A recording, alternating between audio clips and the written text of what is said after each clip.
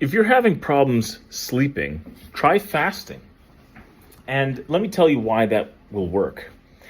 There are two sides to the nervous system, the sympathetic and the parasympathetic. I want you to imagine that at the start of every day, the fuel tanks for those nervous systems are at their peak, okay? And essentially what we want to do is we want to burn through the fuel of one side to allow the other side at the right time to start being utilized, okay? But we're trying not to confuse these systems throughout the day. So let me get a little bit more specific. The sympathetic nervous system is fight and flight. It would kind of make sense that we'd want that to be revved up and at its top level at the beginning of the day so that we can get through all the tasks and all the things we have to do with energy, clarity, etc. When you fast, it actually turns on the sympathetic nervous system. This makes sense because in the old days when we were looking for food or trying to solve a problem, we needed energy to then achieve our goal. So we're starving in the wilderness, we're looking for that next caribou or whatever, coconut, and essentially, we need mental clarity and energy to do that. So the sympathetic nervous system, we wake up in the morning with a full tank, and we have to work through that. And so when you're fasted, that system is on and being utilized.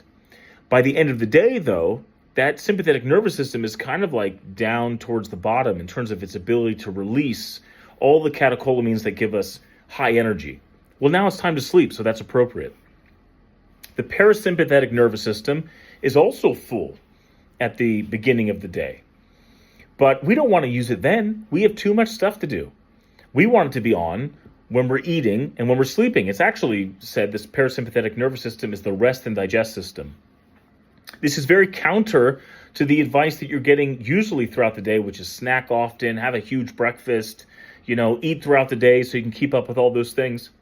And I think there is some truth to loading yourself up with nuclear explosions of energy that kind of then just puffs away, but it's short-lived.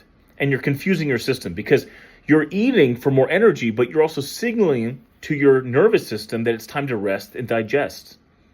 So let your yeses be yeses, let your noes be noes. So once again, you wake up in the day, you're fasting. The sympathetic nervous system has to start working through all of these different neurotransmitters so that at the end of the day, you're ready to sleep. If you're eating throughout the whole freaking day and you never give your nervous system a chance to kind of work through that energy, well, what happens? You're filled with let's say a column of fuel that hasn't been utilized and you have insomnia. You don't sleep well. You don't sleep deeply. And you're not sleeping deeply likely because when you go to sleep in this sort of confused state, well, now you're sleeping with like the sympathetic nervous system still wanting to stimulate you and the parasympathetic nervous system not really being, not really aware. It's kind of confused if it's supposed to turn on. So fasting can help regulate your cycles better so that when you're awake, you're ready to go. You have the stimulants literally in your body to kind of keep you ready and alert.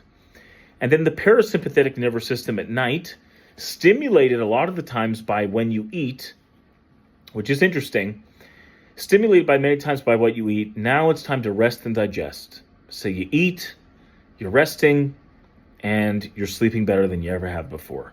Give it some thought. It works.